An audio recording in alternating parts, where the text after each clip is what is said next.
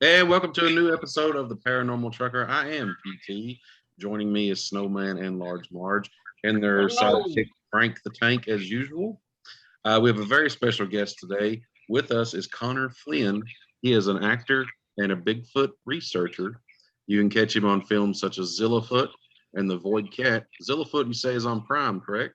Yep, just got added to Prime, and it's actually in stores at Walmart, Best Buy, and FYE as well, because it did so well online. It's from SRS Cinema, which is a big deal over in Asia with the kaiju film movement. So it had so many sales that now it got a widespread release in America. But now I'm just happy that it could be on Prime, so I could just watch it for free when I'm working.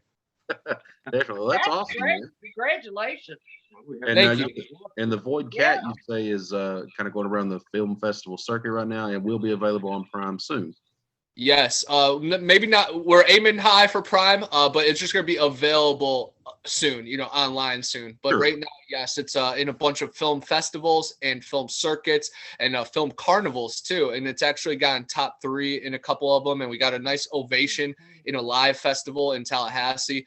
So it was very cool. And I'm the main character of the Void Cat. It's based on a werewolf slash winter cat and in a universe connected to another movie called Lost and Found. And we're also making a revamp of 2 movies all put together. So the universe is getting dense with strange things. It's awesome. Very cool. Very cool. Yeah, I look forward to that one. Now, Zillafoot, can you tell us a little bit about it? Yes, Zillafoot is awesome. It is half Godzilla, half Bigfoot. And there's a huge alien encounter and abductions going on. And then Zillafoot gets summoned basically to wreak havoc, but then there's a big transformation. But I play a CSR or a CRS, a cryptid research specialist or cryptid research officer, and the military brings me in and I give them the lowdown that they're coming in from Middle Earth and raining down from the dome above, and they kind of usher me out. They're like, "Man, you're probably right, but you still got to get out of here." And it's really funny. It's an awesome movie that I'm pretty proud of. And the guy that shot my parts, Jack McClellan, I actually was just out filming more scenes for a future project just about an hour ago. And Jack McClellan has really thrown me into this strange cryptid world. But the sequel of Zillafoot is going to be solely directed by him. And it's going to feature our 3 characters because this was like a hodgepodge put together by multiple directors. The sequel is going to be just ours, focused on our main characters. So the people that appreciated our parts are going to be really in for a thrill for the sequel. Very cool. That sounds awesome. Definitely looking forward to that. That does sound like fun. Definitely looking forward to that. Whenever I describe it, I say it's so bad, it's good. That's our favorite kind of movies. Now, not only do you play a cryptid researcher, but you in real life you actually have a favorite topic. What is that? Yes, all cryptids, anything strange, but definitely Bigfoot gravitates closest to my heart because I think that is our closest bridge to our ancestor. We're looking into the sky for answers, but right in the dense forest of our terrain might be the closest bridge to the creator, or maybe angel dust, or the crystals and the questions that go through our bloodstream can be answered right there past the path, and it brings you closer to who you are. So yes, I'm looking for all these crazy mythological beasts like the Mothman and the Lake Erie Monster and the Ohio Grassman and Florida Skunk Ape, but in retrospect, I'm really just trying to find out who I am, and the rest all just comes with it. Oh, very cool. That's a good way to look at it, really. That's Now- how all of our journeys are, We really have to look internally, and the micro and macro really shine. Very cool. Now, have you had any sightings or gotten close to a Bigfoot? Yeah, I have had sightings going back to when I was a teenage kid, and we actually just recorded a huge tree smack earlier today that made Jack, hightail it out of the woods. So it's pretty crazy. So I think honestly today we might have encountered the skunk ape. But when I was 12 years old, my friend Jake, Alex, and I encountered the Sleepy Hollow Wolfman deep in a little cave from his backyard. through his walkout basement glass, and it was chilling, man. My friends reported Where back did to you grow up? for my Where first was this book, at? I actually had them type up a testimony of what happened because it still feels like a dream. I just remember it being darker than night and having like a Hulk size stature. They remember glowing eyes. So there was some kind of mental manipulation. They also describe rustling out in the backwoods. I think it was more internal, like it was something flashing our instincts and letting us know something's in the backyard, because I don't think we heard, 40, 60 feet back through the door. It was more like our senses were going off. Maybe infrasound was being zapped into us. And my data has reported that their heartbeats have infrasound and it shoots it out. So that could be some of the reason for electrical interference, or even why we feel different when they're in the area. But it changes the whole grid.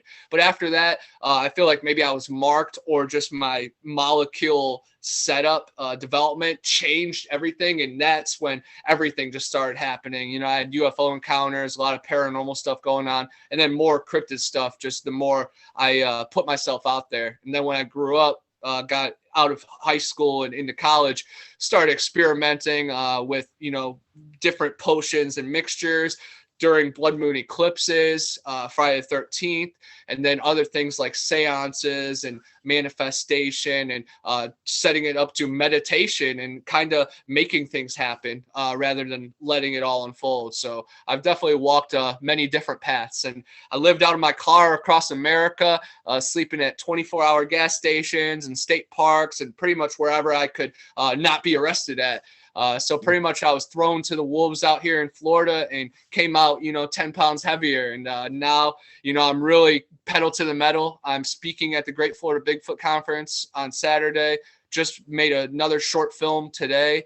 All the time I'm doing hard research. And, every morning I wake up and I type for my books. I've written 4 books last year, and then I just signed a book deal with Beyond the Fray Publishing, which they're putting out all new versions or new editions of my work, and then a new project called Every Camp Has a Crystal Lake, which is about haunted camps, campuses, and other amusement park type vibe places that I've investigated and pretty much just rode the wave of life, and it's brought me to it. I'm big on everything is pre-planned, but you have that power. We have that soul to make it all better or worse. So the groundwork and foundation have already been laid out, and we have to live it. You have to walk the walk. And when you break out of your comfort bubble, you double down in depth. And when I left Ohio and was living out of my car, man, I really found out who I was. Very cool. Well, you and I have something in common. I used to be an over-the-road truck driver, so I've slept in many 24-hour gas stations. I've been right there with you, man. My stepdad is a truck driver too, so much respect to you and the profession. And this country wouldn't be this country without the people doing hard hours and hard miles like you and many people driving and listening to this podcast in the future. Salute to all the truckers and people that make things go behind the scenes smoothly in this world. And we've kind of seen a glimpse into it the past 2 years of how quickly something could be ripped from the rug.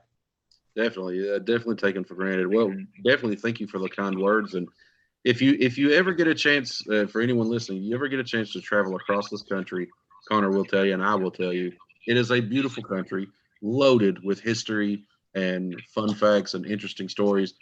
Just get out and go, talk to people, figure it out. It's a beautiful area. Now, Snowman, Large Marge, what kind of questions do you have for our Bigfoot researchers? I want to know, first of all, where he's from. Yes, I am from Cleveland, Ohio, the mistake on the lake. But Ohio is the land of 10,000 mounds. Of course, the Serpent Mound is the most famous one. So yes, I grew up in Northeast Ohio, right down the corner from the Witch's Ball, Irma's House, and Crybaby Bridge, which is a really famous haunted area that I've, recovered and documented many times. But then I moved down to the Florida swamps where I lived out in my car. I referee flag football, and every January is national championship time down in the Sunshine State. And I watched my dad play flag football. Then I played on his team, and we won a national championship. Then I started videotaping for the league, and then I got hired as a referee. And what's kind of funny is I'm speaking at the Florida Bigfoot Conference this Saturday, and then the same weekend in Tampa, 15 minutes right down the road, is the national championship for football. And guess what? I'm on the Bigfoot side. I'm not wearing the zebra outfit this time. So it's really cool to see how everything comes full circle. I'm back to the town that my journey in Florida started at, but now I'm my new self, who I've always been striving to be. But right after I lived, down in Florida and joined the punk rock musical, lived out in my car, they saw that, hey, anybody could do it. Connor, the couch potato, could survive. Let's try it. So we actually road tripped from Florida to California for the summer. And I kind of, navigated our ways through the Grand Canyon, New Orleans, Pascagoula, Mississippi, Phoenix, Tucson, all the hot spots of all the strange paranormal stuff, and Las Cruces, New Mexico, Hermit's Cave, a lot of petroglyphs, and a lot of weird stuff out there in the Mirage Desert. But yes, I'm originally from Ohio, that moved down to Florida and lived out of my car all across America, but it always brings me back. I'm right down the street from my mom now. She has a nice cottage, a farm. She used to have a little pecan grove that we would sell pecans, but sadly Hurricane Michael wiped out this region, decimated pretty much everything. I almost lost this trailer that I'm living in. All the windows were broken and the skirting was all messed up outside. The neighbor's house was flipped over. But we persevere, and it's about the path, shaping you into a stronger person. And I feel like you always fall into where you need to be if you actually have clarity. I worked at the bowling alley before that, and I was the first bartender, and it was a haunted amusement park. It was awesome. And then the hurricane hit, and then I fell gracefully at a comic book store. And now I get to talk about this stuff every day and, try to share and spread awareness about the Swamp Thing and the creature from the Black Lagoon. Have you been to Eastern Kentucky? Yes, of course. My grandparents lived in Cincinnati for a real long time, so I spent a lot of time right there in Cincinnati on the Ohio River. And then I've also been to Louisville and went through a couple caves down there. And don't hold that against us. Yes. Hey, I love the Louisville bats, and I just love the Mothman region, that whole valley of the Ohio Valley and the Cincinnati Valley. I really feel like I'm at home out there. Well, definitely. And you talk about the cave systems there. Are you talking about the limestone caves there in around Louisville, or are you talking about like Mammoth Cave and Carter Cave, stuff like that?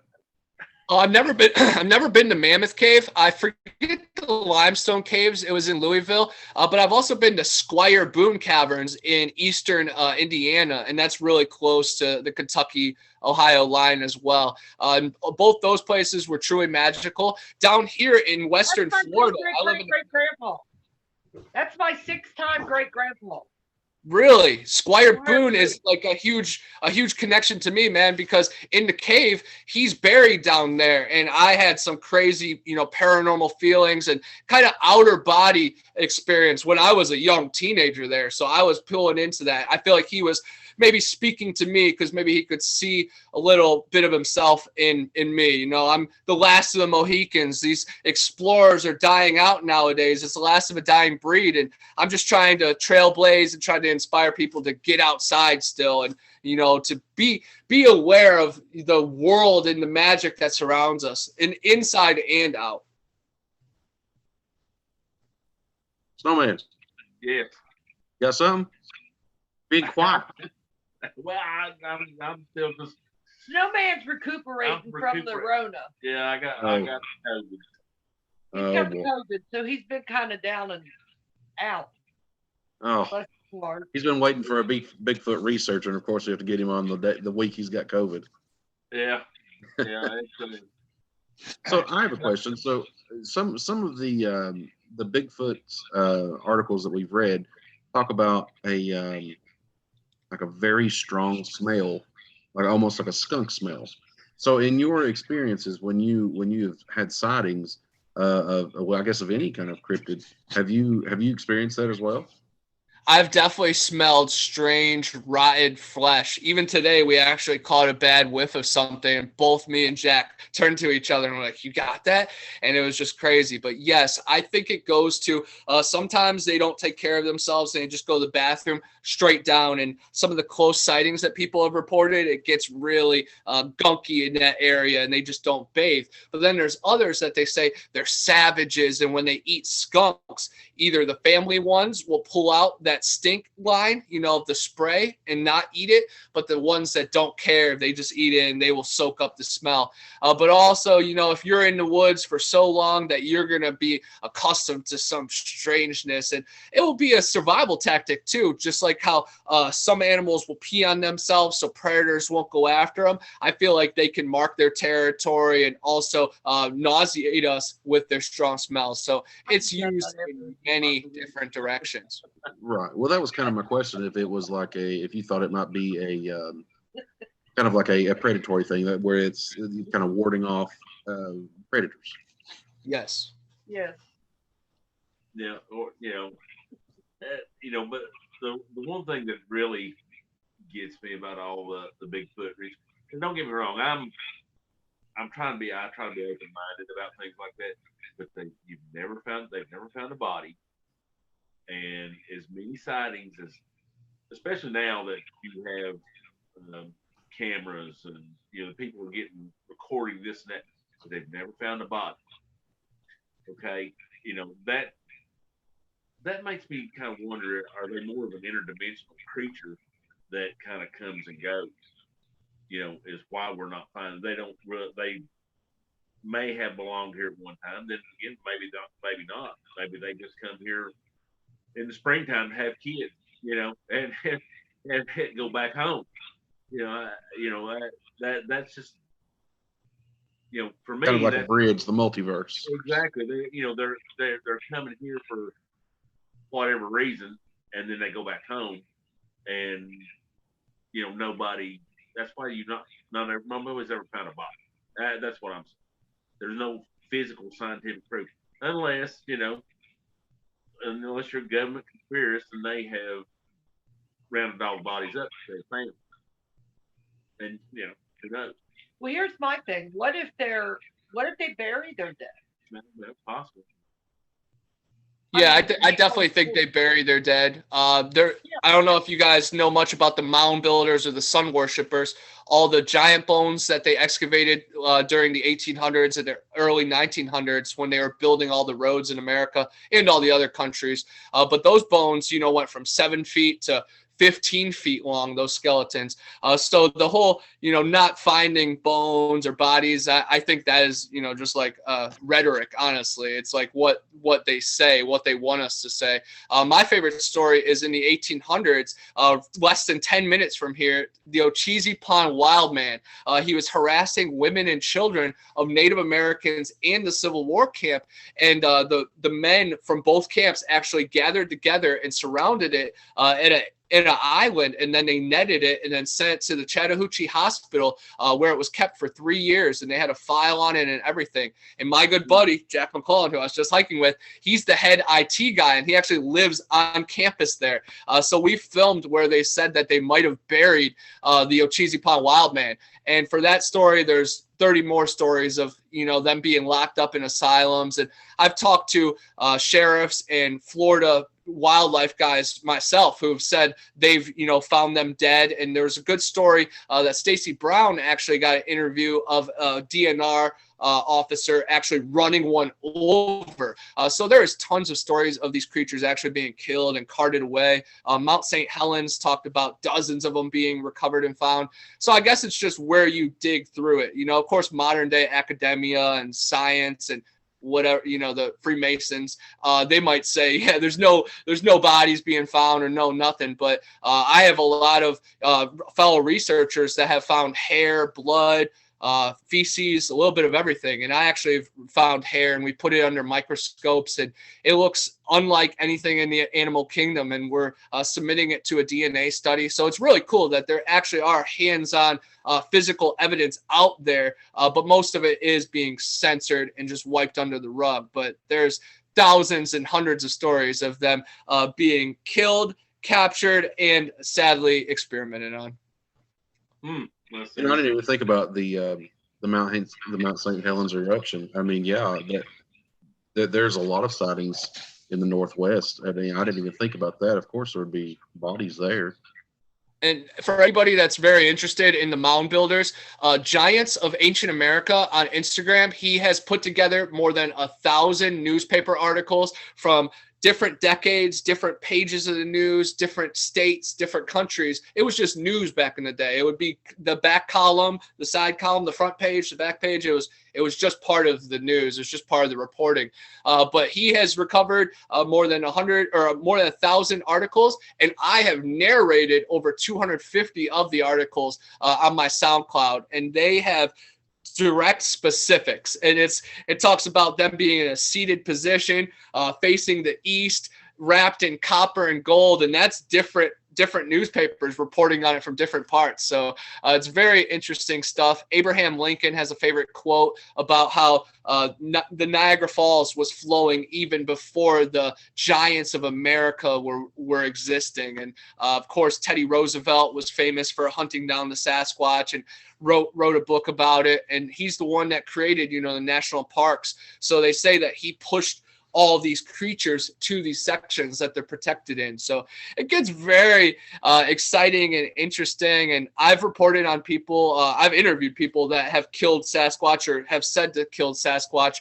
Old Bear's Den, I camped with him up in Tennessee and videotaped him talking about killing 3 different Sasquatches. And 2 of them were killing farm animals, and another one was actually going to kill a blonde woman, and he shot its head off. So stories get really wild out there, and luckily I'm long-haired, looking like a hippie, so people feel comfortable coming to me with the strange stories. A lot of people on panels, they're like, "There's no pictures out there." Well, no, man. Check my phone for one, and then check my TikTok for the other. I post daily evidence of known pictures, footage, and tons of stuff. And my TikTok is really blowing up. It has like 47,000 followers. A couple of my videos have like 3 or 4 million views. So it's really cool spreading the awareness. And for every video like that comes in like 10 or 15 reports to my email. So it's all an awesome cycle of life. Very cool. Now, if people want to follow you on TikTok, how do they find you?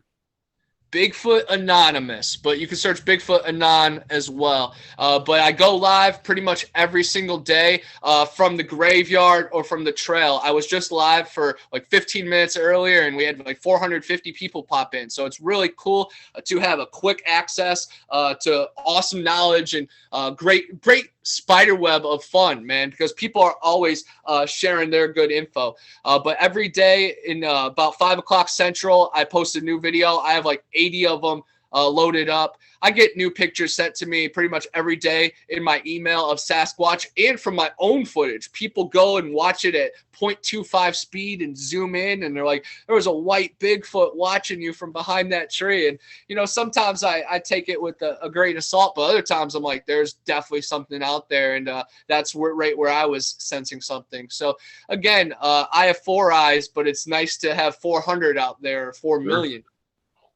Very cool. Well, I just wouldn't give you a follow on TikTok. Go ahead. You can hush. I can't get a word in. Well, I'm trying to narrate. Go ahead. Well, no, I just want the. All right. A few years ago, you had the. A show called Survival Man. Les Stroud. He was a survivalist. They take him out in the wilderness and all this, and drop him off by himself, and he would survive in up north in the desert, wherever. And he would do that. Well, after he retired from doing that show, he did a show called Survival Man Bigfoot, and he went out, and he wasn't a believer, but the reason he did that was he had heard a whoop while he was filming one of his shows. I think in Alaska, if I'm not mistaken.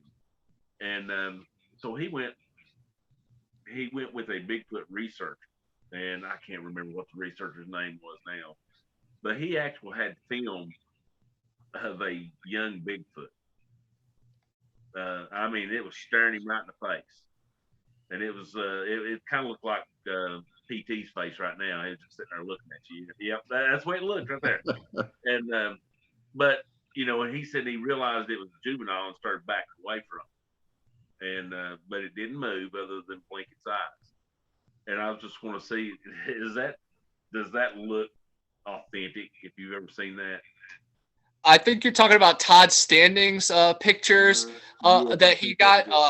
I think they are pretty interesting pictures. They look a little suspicious, but Todd was a trained sniper. So if anybody can, stay out of sight for 20 hours with training, it would be him. And he has a mountain of evidence. So again, it could fall into he's gotten good evidence and now he has to fabricate something to keep up with that, or he's just on the right track. And Todd has been more than nice to me.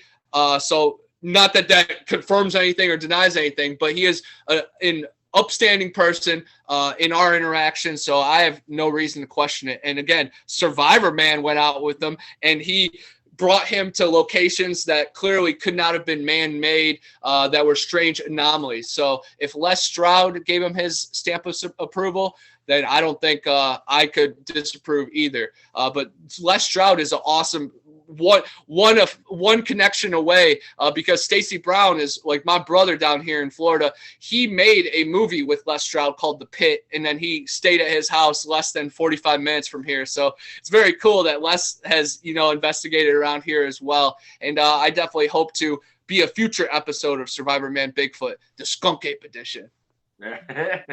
Well, make sure you let us know. I definitely will. Les is the man. Yeah, I enjoyed the show.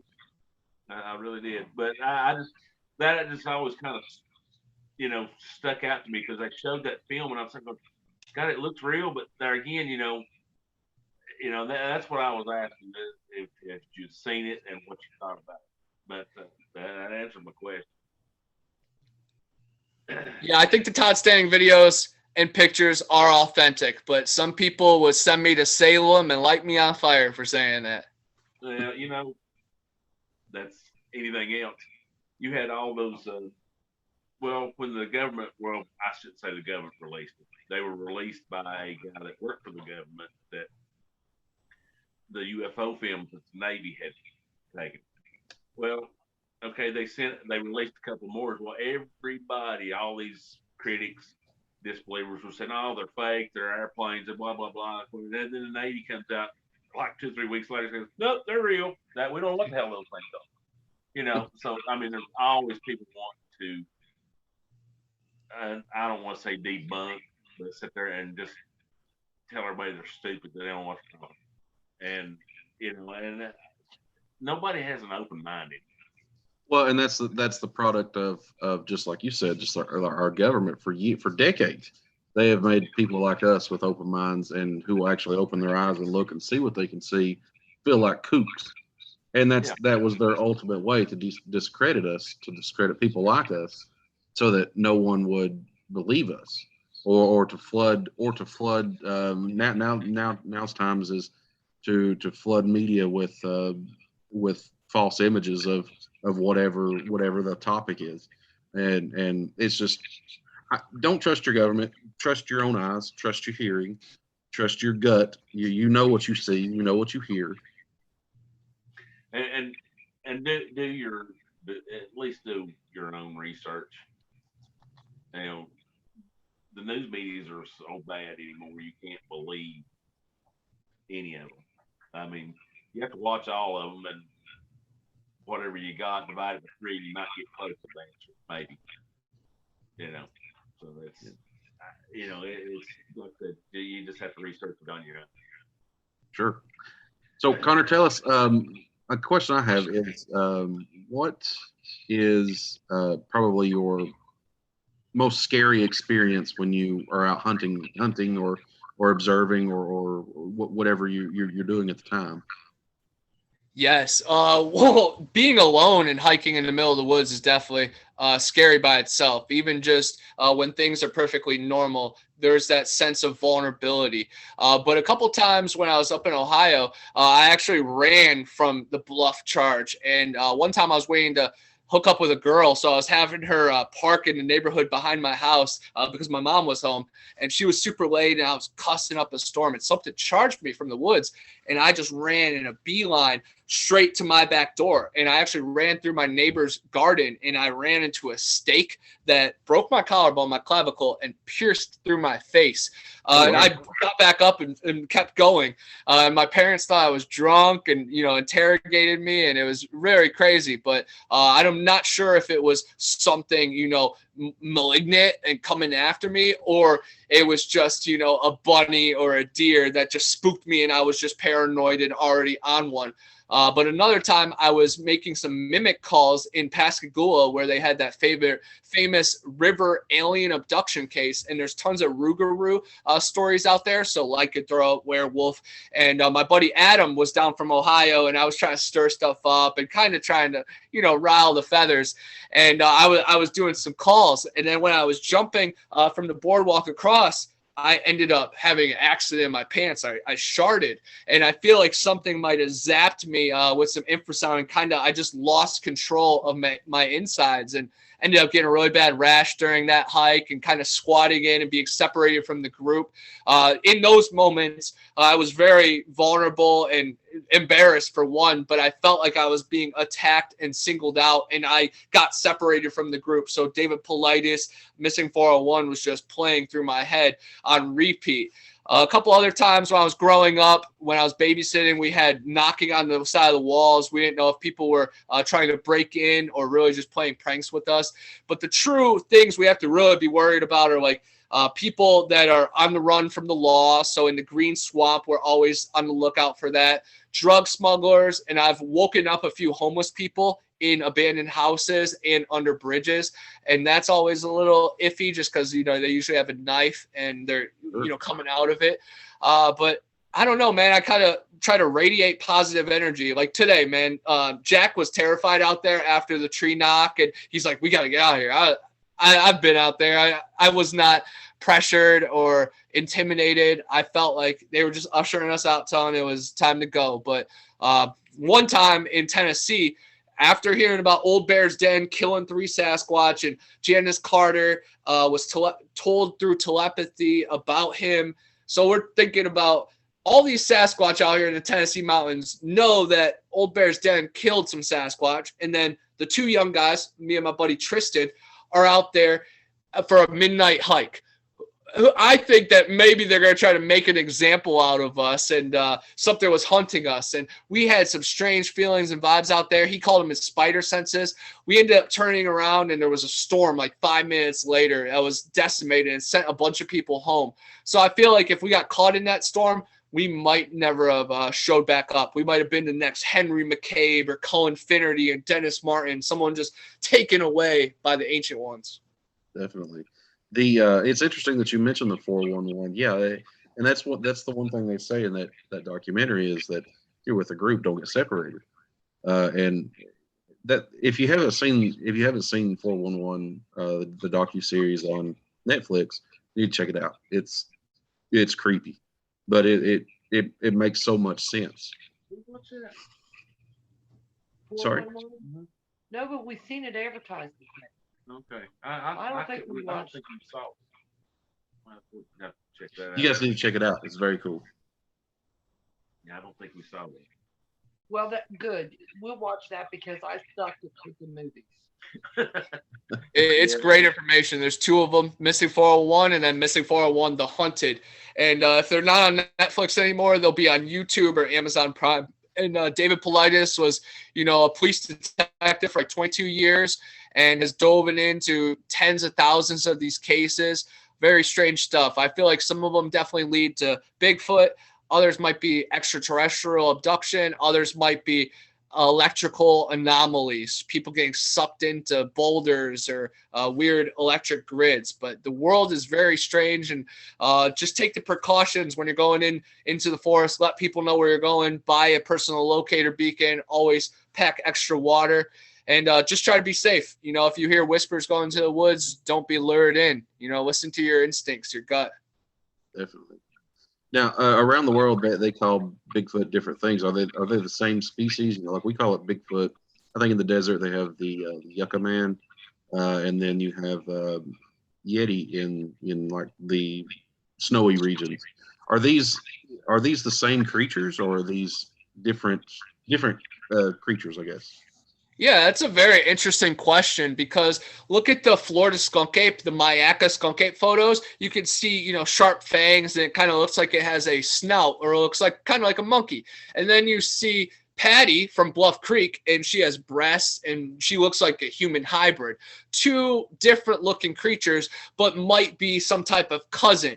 The Yeti has 4 toes. The Honey Island swamp monster has 3 toes. The Nephilim have 6. So I think sometimes there's just crossbreeding and maybe different genetic makeups, or maybe inbreeding also changes the differences as well. But I think they come from the same ancient being, but maybe branch off, because again, if you look at human beings, you look at 20 different human beings, they all look different. And especially dogs especially. There are so many different species of dogs, different types of dogs that, you can see it with a Gugway, a Janasqua, these wild men, are the werewolves, these other Sasquatch variations, Mothman, the Lizard Man. Where does the line actually stop and start, and where does it get blurry, and what is what? So all we could do is, I guess, try to have our spider web as wide as possible and try to document as much and get data on as much as possible. And then you connect the dots, ranging from historical encounters to credible encounters from military, police, firemen, professor, teachers, credible people in nowadays. And that's where you have to draw the lines. But I don't think we'll ever get a for sure answer, of course, but they do have DNA. They're not imaginary. There is something there that can physically make them up. They are made out of electrons, protons, and neutrons. Most of the time, we're solid. And this goes back to maybe they're interdimensional. I believe we're interdimensional. I believe energy is interdimensional. Energy is energy.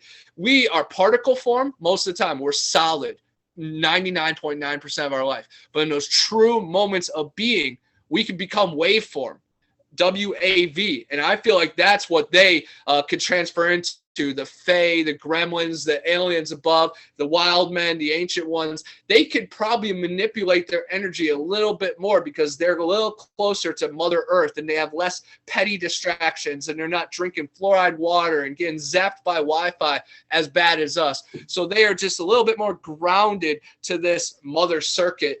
That they could probably tap into that waveform and maybe infrasound and echolocating and camouflage like the predator, or even just like a bird or like an octopus. They're just nature's apex, and they take the best of pretty much everything on Earth.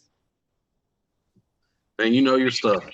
you are on it. That is amazing. Snowman, what else you got for us? Well, we've been going over the book series about the secret space forces. Well, I talked a little bit about the William Thompson's last time on the second book. Well, I actually got William Thompson's first volume of his biography, and kind of went a little more in depth into some of the stuff that they were talking about in the secret space force and the the Navy, where the Navy is basically solo warden. And I had seen on a number of shows dealing with UFOs or whatever about the Thor missile, and they showed a video, but now I don't know if that video was real or if it was just something they did for this, but they were telling the story. They launch this rocket, and all of a sudden this UFO comes in, flies up to it, shoots a beam at it, flies around to another side, shoots a beam at it, and flies over from another end, shoots a beam at it, and then a rocket fails. And it takes the UFO takes off, and the rocket fails. Well, I was thinking that was basically a one-time thing, but apparently this has gone on for like 10 years. And I think it was a Nike Zenith was the name of the rocket, which was like a hypersonic missile, was being developed just for that. And they had been shooting down as quickly as they could launching for tests that were getting shot down. And I just thought that was crazy, you know. And these two books are kind of really closely tied together as far as William Tompkins is going. It's just giving a little more in depth of how he was, how he developed all this, the chips and stuff they used for solar warden. And he was talking that he would be talking or be doing something and either get a flash or a vision would just pop in his head while he was, you know, just doing everyday thing. Well, and you know what's interesting about that is Nikola Tesla would often, when he would come up with some sort of crazy invention, he would say that that's how he came up with it. It would be a flash, and that he would either be dreaming or a flash or something like that. So, and you know what got me about he would go through a lot of the when he was working, I think, for Douglas Aircraft at that time, and they were designing all this stuff. He had designed a couple of different types of ships, and they weren't talking, you know, flying at the speed of rockets. They were talking about 3 and 4 times the speed of light. And this was in the 50s.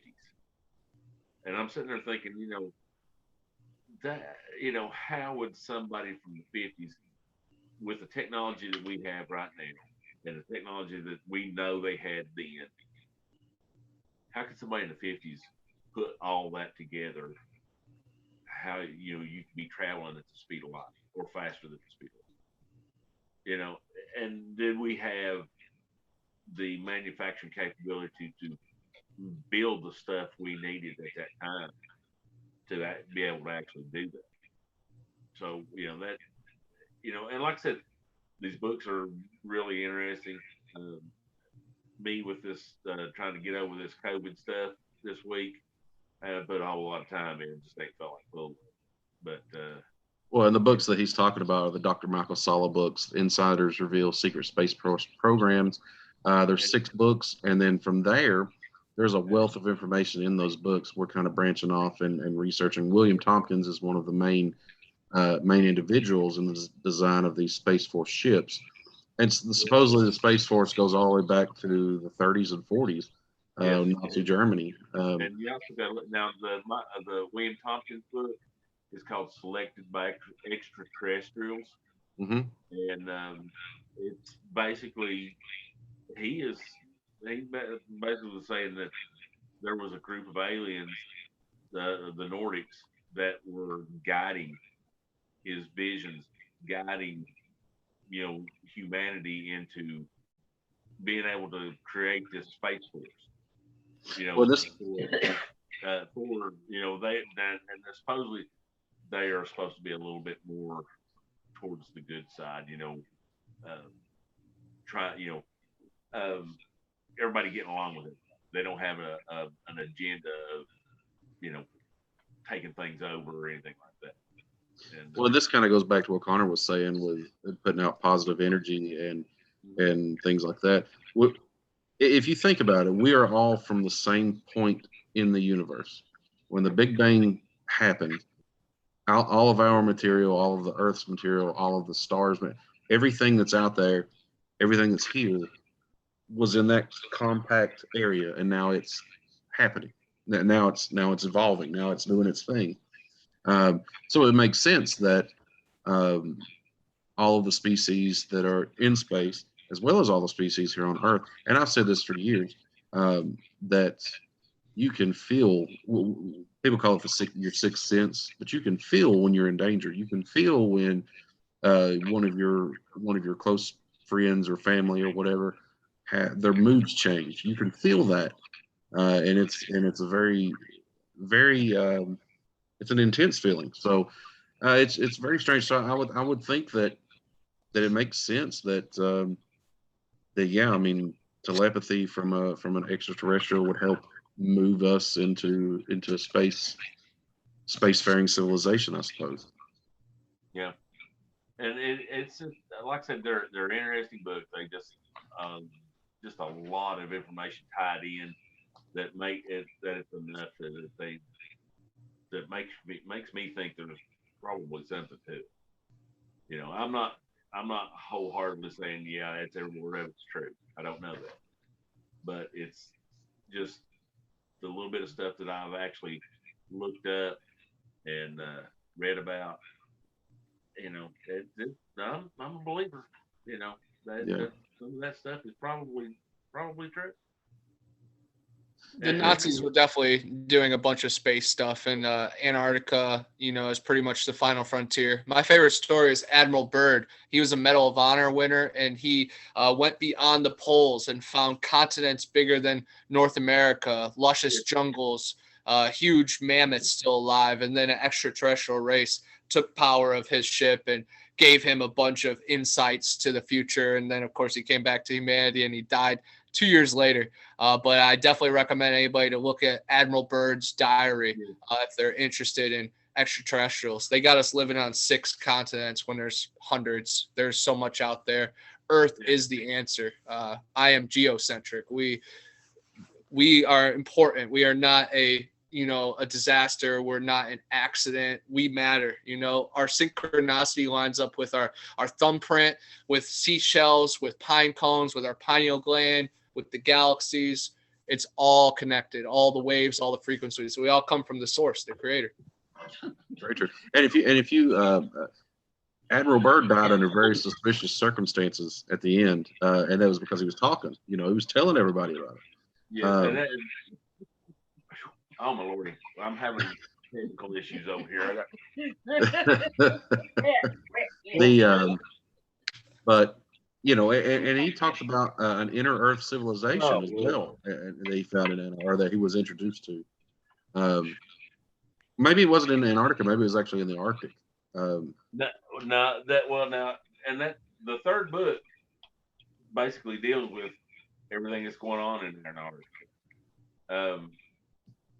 And Admiral Byrd is, I think, a couple of chapters of that book. But it was also Antarctica. Basically, there were so many governments down there that they were basically went down there to attack the Nazis, because the Nazis were supposedly had put bases down there before the war and during the war, and supposed to have technology. Well, they get down there, and supposedly Admiral Byrd and his fleet got their ass kicked by the extraterrestrials that the Nazis had allied themselves, and basically, over world politics and all this stuff, the Fourth Reich came about. It's just we didn't know it. They infiltrated every government on the planet, or the surface of the planet, and pretty much have ran everything since then. And, for sure. The Nazis run our universities. They run NASA. They run our government. It is crazy, man. Go to Huntsville, Alabama, and they still have the Nazi bunkers from Operation Paperclip, the guys they brought over. Steve Stockton from Missing Person Mysteries, his best friend growing up was a son of a Nazi. So all of it is definitely confirmed and goes very, very deep. Well, yeah, and as history writes it, the Nazis it began and ended in Europe, and it was done and over. Yeah, it goes way beyond that. It's still our entire civilization has been infiltrated and shaped by Nazis. Yeah, and we watched a show. Josh Gates on the Discovery Channel.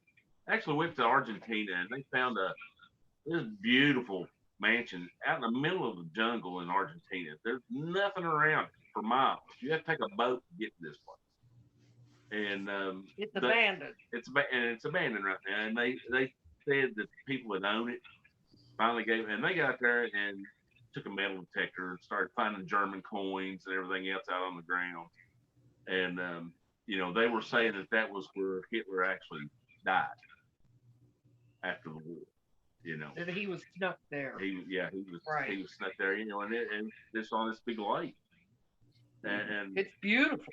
And so, but like I said,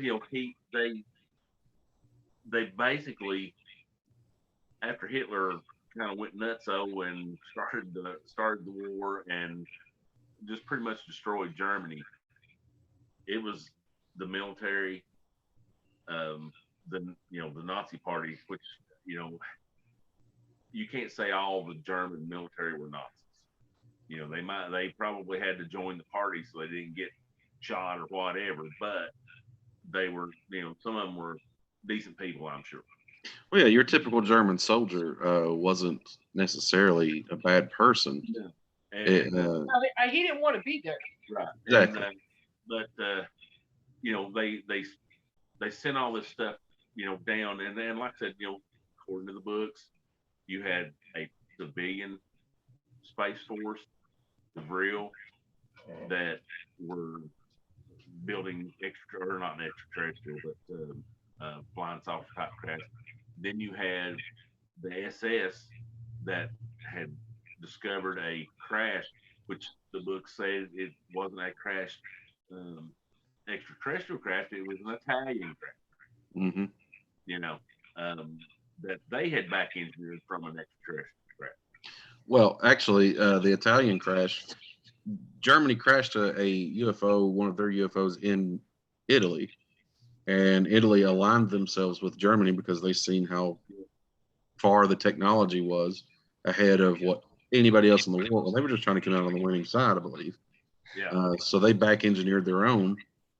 I don't know. Mussolini was a follower. He wasn't a leader. Mussolini was a follower. Right. Exactly. Exactly. But it, like I said, they have built this stuff up, and who knows? It, like I said, this universe is too big. There's too many planets out there, too many stars go around these planets, or planets around these stars or whatever, that we're not alone. And it's not hard to sit there and think of that, we've been visited for millions of years. And as far as we know, they could be the ones that,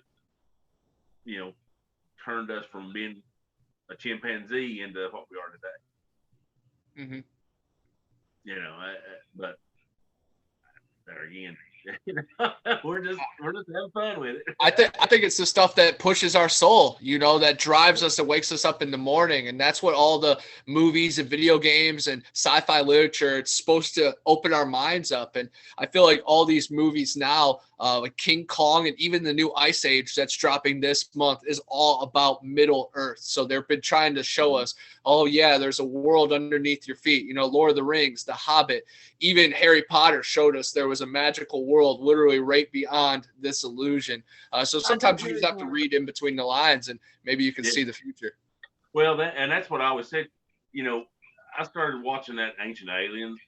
I don't know, this thing's what, 15, 16 years going now. And, at first it was interesting. And then I'm starting thinking, they're priming us to tell us all this shit's real. It's been kept secret so long. And instead of just letting all this out at one time, they're letting this, a little bit each week or whatever. You get a little more information. And over 15 years, they put a lot of stuff out there, and some of it is really makes you think. 100%. And once you can connect it to other stuff outside of the Ancient Aliens and you start to see correlations, you're like, oh my gosh, I'm really on something. And that's what it's about, is just being aware, because then you can see with your third eye. Right. And, I always work with guys, we talk about some of that stuff, and some of them are hollering, that stuff ain't real, blah, blah, blah. You can't do that. I said, man, you're going to lose your mind when they come out and say it is real. You need to have a little fun with it.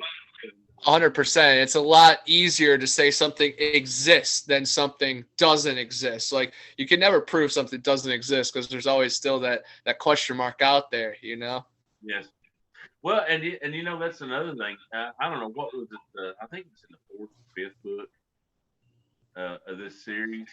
They actually went so far as the creator of the TV show The Outer Limits, his father was an admiral in the Navy, and they were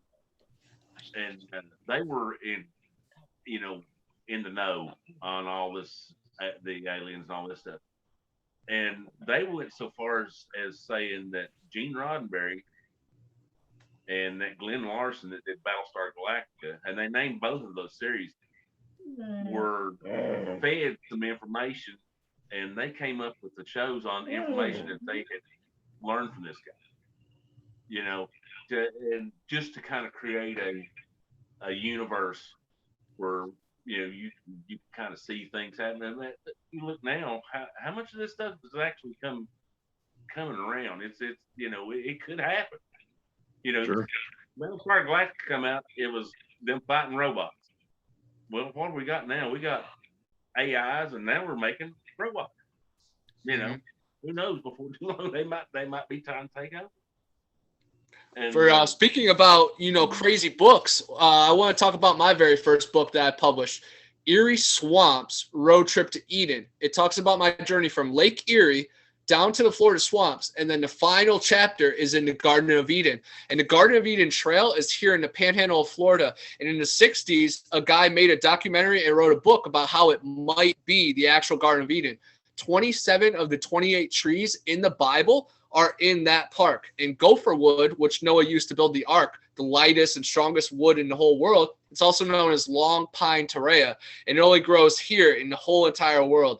I'm not saying this is the only Eden or the only Atlantis. I think, you know, Earth is probably 10% of what it used to be, and there used to be castles in the sky and, of course, underground kingdoms. But I think that ground is sacred, and it's kind of cool that you can road trip there, where a lot of people think it's a physical or a metaphor, you know. But I think there was handiwork made, just like the firmament. The heavens declare the glory of God, and the firmament showeth his handiwork. And I get worked up talking, but I've never used handiwork on metaphors or words or similes. It's real handiwork. So I believe that Garden of Eden was a real physical place, and so is the dome. It's a real physical thing.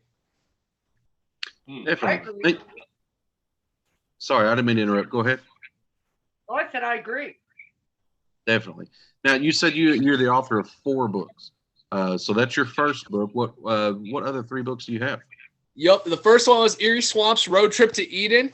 And then the second one, I always called that green one. That's on my diary. You know, that documented my life, my journey from Ohio down to Florida, basically following the paved route that I grew up taking, you know, visiting my great aunt down here in Panama City, going deep sea fishing. We'd always go from Ohio down to Asheville, always down to here. And now I moved and lived that same route, but then became my research project. And that was Big Brother Bigfoot. That documented many cryptids that I've investigated and experienced, from Canada down to Florida, from Ohio, Arizona, Texas, Louisiana, out to California. And that is definitely my strongest passion book, because it is closest to my research and my heart. And some of the stories in there really shaped and changed my life. The Wolfman encounter that I had when I was 12, that's in there. And then other stories that have been with people, you get their testimony. So it's really cool, because of course the LSD taking crazy man who lives under the bridge can say whatever. But when I can, you know, build a foundation of people that were there who have credible reports, it just helps visualize for the reader, of course. But then my third book was Monsters and Mysteries Around the Corner. And this is all about how we don't need scary movies or graphic novels. They will find you. And like I said, when I was babysitting, we used to deal with people banging on the side of the house. And after the hurricane, a couple of the windows on here had banging on them. One of my good friends, Flat Rock Booger, up in Alabama, he's known for his security footage of these strange creatures. One of them's even opened up his door and popped his head inside and then runs back out to the forest like, whoop, whoop.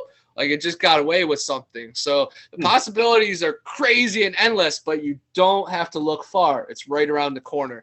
And then my fourth book I don't have it with me, but it's called Panhandle Pirates, and that one is my most recent one. I'm very proud of it. It talks about my Panhandle encounters and adventures out here, and also looking for treasure, because I have found tons of glass bottles, Native American pottery, arrowheads, and a lot of cool other relics. So we have to battle these kraken and monsters to become the true pirates that we are. But all 4 of those were self-published through Amazon, and then I just signed the book deal with Beyond the Fray. So they're going to be putting out all 4 of those books, a new revamped version, and then my 5th book, Every Camp Has a Crystal Lake, which is really cool.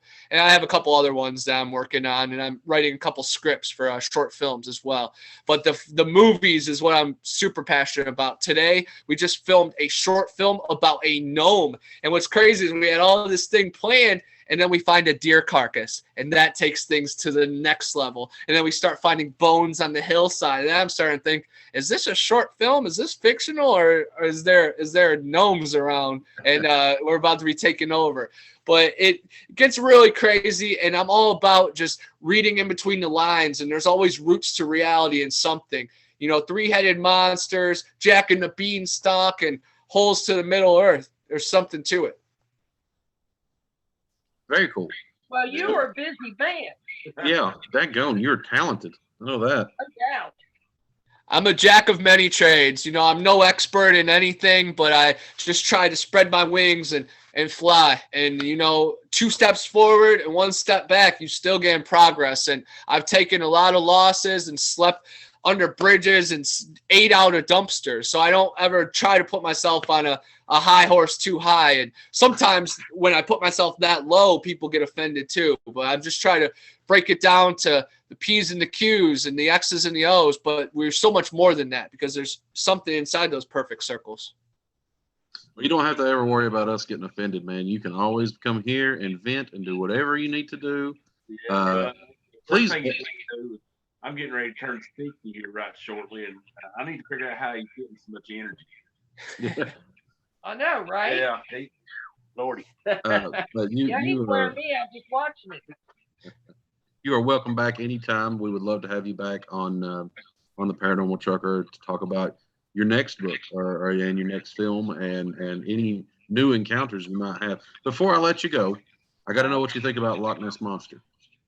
Love Nessie, man. And I grew up on Lake Erie. We had Bessie, the South Bay Serpent, and it was responsible for multiple fishermen going missing. There was a $100,000 bounty on its head. So every time I ever fished in the Lake Erie, I was thinking cryptids. I was thinking Nessie. I was thinking Loch Ness. And then when I would fish down in the Ohio River, they were famous for their serpents. And then a mantis man. And one morning in Cat's Run, it's a creek that goes into the Ohio River, my mom and I actually saw 2 creatures with humps. It could have been alligator, could have been a dolphin, or just a big catfish, but it was always this Ohio serpent to me.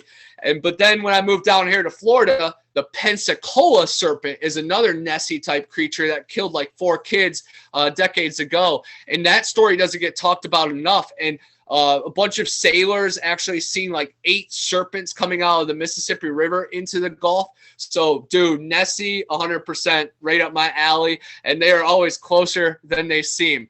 But I also just want to shout out that I'm going to be part of the next 168-hour Bigfoot Odyssey expedition.